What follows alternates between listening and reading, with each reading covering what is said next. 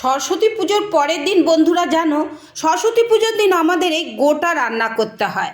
এটাকে গোটা কড়াই বলে। এইটা গোটা কড়াই। এই দেখো বন্ধুরা, এইটাতে আমি খুবই কম দিয়েছি। আমার ছেলে না খুব একটা গোটা কড়াই খেতে ভালোবাসে না, ওই জন্য আমি পোস্ত নিয়েছি। ওর জন্য পোস্ত রান্না করেছি। ছেলে একদমই গোটা কড়াই ভালোবাসে না, কিন্তু একটু মুখে দেয়।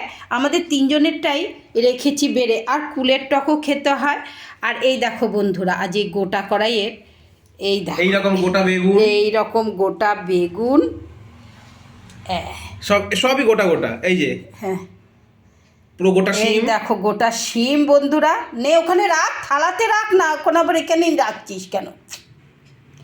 আর গোটা কড়াইশুঁটি, গোটা কড়াইশুঁটি, আর গোটা আলু, এরকম একটা বলের মতো গোটা আলু, গোটা আলু, হ্যাঁ। আর এর মধ্যে এই মানে দেখো গোটা বন্ধু, কড়াইয়ের ডাল।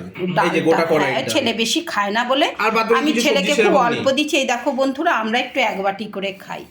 খেয়ে নে গোটা সেদ্ধ দেখি দিয়ে প্রথমে একটু আজকে। খেয়ে দেখি।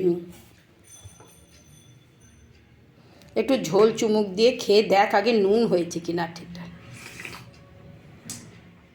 ঠিক আছে।